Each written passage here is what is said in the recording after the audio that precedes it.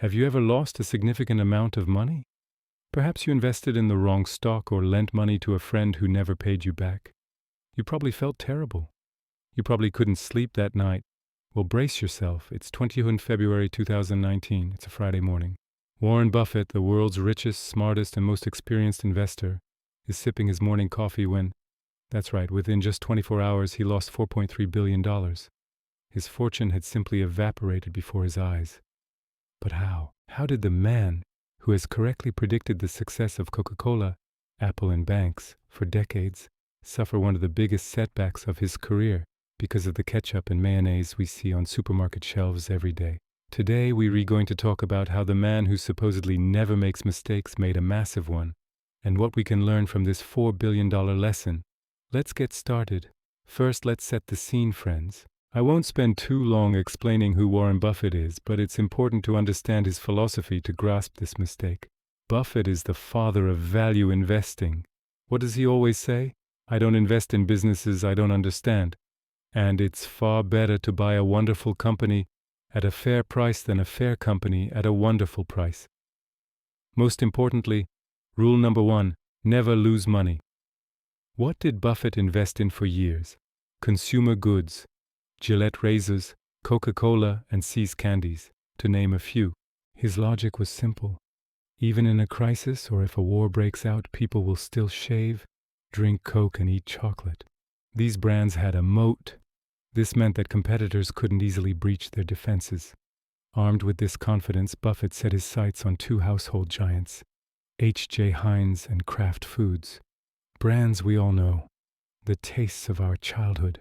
You thought, what could possibly go wrong? Didn't you? Buffett thought so too.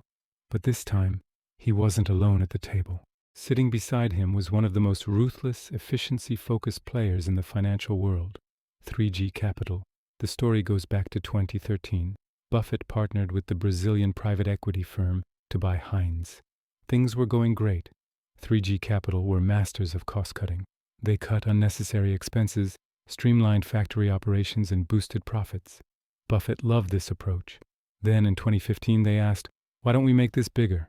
They merged Heinz and Kraft to form a massive food empire, the Kraft Heinz company. On paper everything was perfect. Just think, Oscar Mayer hot dogs, Philadelphia cream cheese, Heinz ketchup, and Maxwell House coffee, all under one roof. All under one roof. Buffett had so much faith in this deal that he tied a significant portion of the Berkshire Hathaway portfolio to it. At first, the tactic worked. 3G Capital employed their tried and tested approach of zero-based budgeting. This involves building the budget from scratch each year, accounting for every penny. Layoffs occurred, factories closed, and costs were cut. Profit margins soared. Wall Street applauded. Buffett was smiling. But there is a but here. This but is the most critical point of this video. When you go to the supermarket, do you still buy those shiny, sugary packaged foods blindly as you used to? Or do you turn them over and check the label to see how much sugar they contain? Are there additives? Or do you think, I'll get an avocado, I'll get some fresh almond milk? Buffett and his partner 3G missed this trend completely. After 2015, the world changed rapidly. Instagram culture, healthy living trends, and the Whole Foods movement emerged. People started avoiding those old-fashioned processed foods in boxes with a 5-year shelf life. Even worse were private label or store brands. Supermarkets' own brands used to be known for their low quality. Now, however, Costco-S Kirkland and Trader Joe-S products are both high quality and 30% cheaper than Kraft Heinz products. So what was Kraft Heinz doing during this time? They were so focused on cutting costs that they neglected innovation. They considered polishing the brand, advertising, and developing new healthy products to be unnecessary expenses. While they were trying to save money by turning off the factory lights, consumers had already moved on. That ominous day has arrived. 22nd February 2019. Kraft Heinz was set to announce its Q4 2018 results. The market was expecting a routine report. But what was announced came as a shock to the financial world. The company announced 3 pieces of terrible news. First, a dividend cut. They said, "We can't pay you as much in profits as before." For an investor, this is a polite way of saying things are going badly. Secondly, there was an SEC investigation. The U.S. Securities and Exchange Commission noticed something unusual in the company's accounting records and launched an investigation. The market was gripped by the fear of accounting fraud. Thirdly, there was a massive write-down. This was the real bombshell. The company announced that its Oscar Mayer and Kraft brands were actually worth $15.4 billion less than previously estimated. Hold on a second and let's take that in. $15.4 billion. In effect, the company was saying, "We thought our brands were worth a lot, but actually they aren't. So we are writing this off the balance sheet." The result?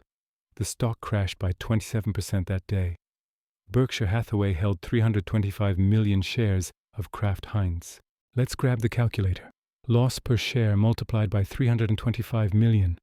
The result, $4.3 billion. In a single trading day, Warren Buffett lost an amount of money equal to a small country's economy. Anyone looking at stock screens that day had never seen that shade of red before. So what did Buffett do?